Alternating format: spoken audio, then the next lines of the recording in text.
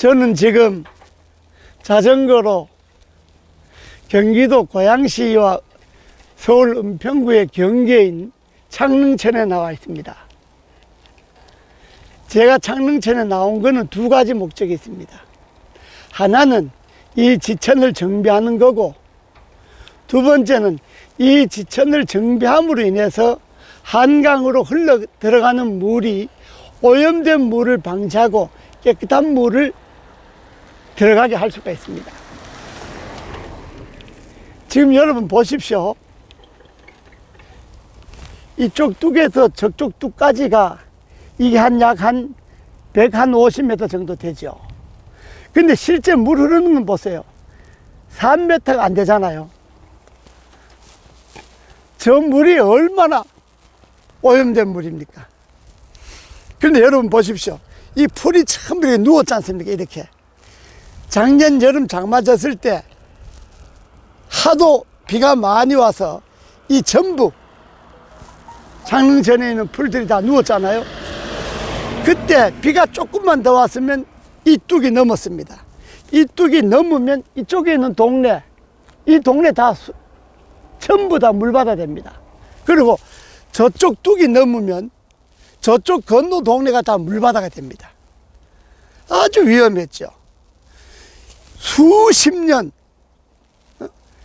근 100여 년 가까이 이 창릉천을 손을 안 대서 이 쌓이고 쌓인 것이 이게 전부 다 쓰레기고 썩은 흙이고 못 쓰는 흙들입니다.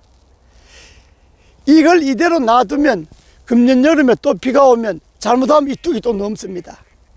그래서 제 이야기는 이 창릉천을 정비를 하는데 이걸 이 준설을 해서 원래의 창릉천 바닥이 나오고 이걸 다 긁어내야 됩니다. 깨끗하게 딱 긁어내 갖고 양쪽 뚝 사이에 물이 항상 자연스럽게 흘러갈 수 있도록 만들어야 됩니다.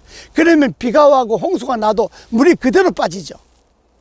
양쪽 뚝을 넘을 염려도 없고 그대로 빠지죠. 그래도 이 창릉천을 정비하는 것이 이 지역의 고양시 일대 이 지역의 홍수 예방, 수해 예방이 되는 거죠. 두 번째는 여러분들 보십시오. 저 물 한번 보십시오. 저거 얼마나 더럽습니까? 저게 전부 축산 폐수, 생활 폐수, 공장 폐수가 흘러내려오는 겁니다. 쭉. 이 물이 어디까지 가냐? 한강으로까지 들어갑니다. 한강. 행주산성 밑으로 갑니다. 그러면 여기에 있는 오염된 물들이 여기에 생활 폐수, 축산 폐수, 공장 폐수, 이 썩은 물들이 그대로 한강으로 들어가니까 한강물이 깨끗해질 수 있습니까? 한강물이 수질이 좋아질 수가 없습니다. 이 한강이 이 창릉천 하나입니까? 경기도에도 이렇게 한강으로 들어가는 지천, 하천이 수없이 많습니다. 그러니까 여름 되면 날 더우면 한강에 녹조 생기잖아요. 녹조가 왜 생깁니까? 여기에서 이 겨울물에서 이 창릉천에 흐르는 썩은 물들, 공장 폐수, 생활 폐수, 축산 폐수, 이 오염된 물들이 한강으로 들어가서 한강에 녹조가 생기는 겁니다. 그러니까 이걸 정비를 해서 항상 여기 깨끗한 물이 흘러가게 하면 양쪽에 행주산성 밑에 하수 종말 처리 잘 만들어서 양쪽에서 흘러 들어오는 오염된 물질, 공장 폐수, 축산 폐수, 생활 폐수가 따로 관을 묻어서 따로 흐르게 하고 이 창릉천 물을 정화해야 됩니다. 그래서 이 물을 한강으로 흘러보내야 합니다. 지금 여러분들이 보시는 이거는 그래도 비교적 풀이 좀 적은 데입니다. 저 하류로 내려가면 형편없습니다, 이게. 그러니까 이 창릉천을 정비하는 것이 한강을 살리는 거고 이 지역의 홍수를 예방하는 길입니다.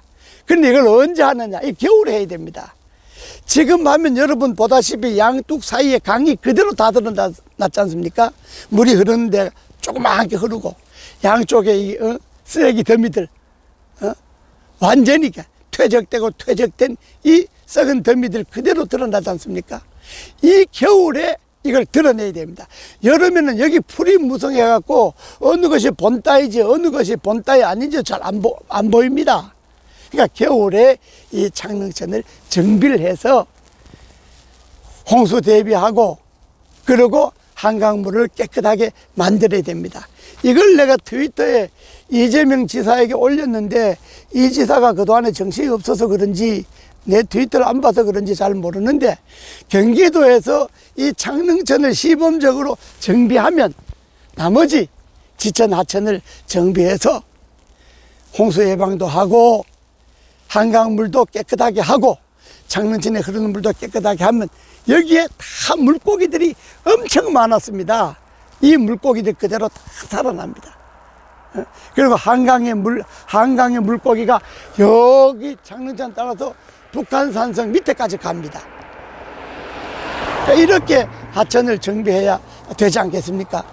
근데 이걸 정비하라고 이명박 정부 시절에 다음 정부에서 이제 4대강 했으니까 4대강에 흘러 들어오는 지천 하천을 정비하라고 근 15조에 가까운 예산도 책정해 놓았습니다. 그걸 박근혜 정부 들어서서 이런 지천 하천 정비는 안 하고 4대강 무슨 비리 뒤진다고 사자바에다 캐서갖고 뒤진다고 쓸데없는 세월을 허비했지 않습니까? 나라를 그렇게 운영하니까 이 지경이 된 겁니다. 지금이라도 안 늦었습니다. 우선 경기도에서 이 창릉천부터 정비를 해서 한강에 흘러 들어가는 물을 깨끗하게 하고 이 창릉천도 저 사시사철 물이 쭉 흐르는 지금 보십시오. 저기 뭡니까 저기 강이 조그맣잖아요. 4대강도 저랬어요. 4대강도 이것처럼 조그맣았어요. 그런데 정비해 놓으니까 강물이 얼마든지 흘러내려가지 않습니까?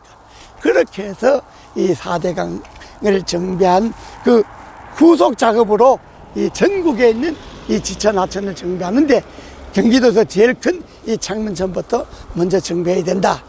그래서 여름 장마에 대비하고 한강물을 깨끗하게 하고 이 원래의 창릉천 물고기가 노는 원래의 창릉천으로 복원해야 된다 하는 것이 제 생각입니다. 시청자 여러분, 제 말이 어떻습니까? 저는 자전거 타고 일주일에 한 번씩 여기를 와보는데 지난 여름에 와보고 깜짝 놀랐어요.